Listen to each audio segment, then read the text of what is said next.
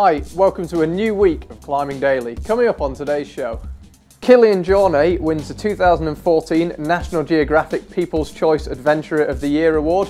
We have a terrifying video of Alex Honnold's latest big solo. And we check out the first episode of the new EpicTV series, SubZero. But first, back in November we reported that climber, skier, mountaineer, runner, all-round mountain legend Kilian Jornet had made it into the final 12 for the National Geographic People's Choice Adventurer of the Year award. Quite the mouthful. Well, it turns out he's won it. 75,000 votes were cast and he beat off some pretty strong competition, including from climbers Adam Ondra, Raphael, Slawinski and Welsted. Kilian claims he's not much of a climber, but in the last year he speed soloed the Anomenata Ridge on Mont Blanc. Also on Mont Blanc, he did a there and back from Chamonix Town Centre in under 5 hours, and he also did an up and down on the Matterhorn in under 3. Congratulations, Kilian. Well, last year was a massive one for him, but 2014 could be even bigger. I think he's got some pretty impressive plans. We'll keep you informed, and hopefully we will speak to him in the not too distant future. Up next, we've got one of the most amazing climbing videos you're ever likely to see. It's Alex Honnold soloing El Sendero Luminoso in Mexico, directed by Renan Ozturk and filmed by Cedar Wright as part of their Camp 4 collective. At some point during the day while I was up there with Cedar, I was just like, I'm ready. Like, I'm sick of hanging around on ropes.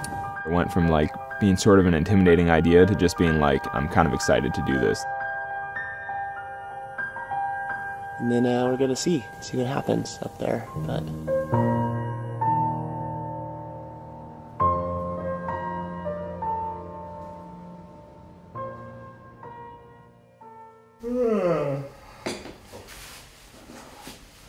another good day. Yeah, has anybody stepped outside? How was it?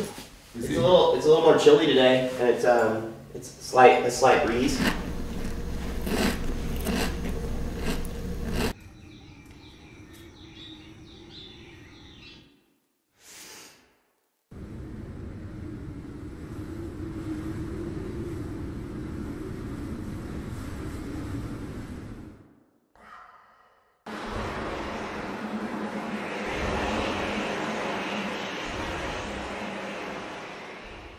The route is 500 metres long and the crux pitch weighs in at 7B plus 512C in American money.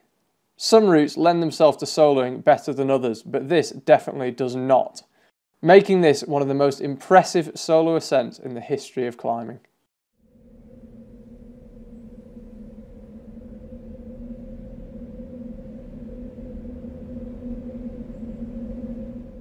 That is the sort of stuff that gives me nightmares. To finish, we've got a snippet from the first episode of the new EpicTV series SubZero, which follows some of Canada's best ice climbers. Up first, it's the Professor, Raphael Slawinski. Enjoy. I think what physics and in general my background as a scientist does is it gives me an analytical mindset. There may be times when, for whatever reason, I'm scared or not into something. I try to analyze those feelings and I try to think, is there a reason to feel that way, or there is no reason to go down, there is no reason to turn around, objectively everything's fine. So I do try to keep that kind of objective mindset, and I try to approach my climbing that way.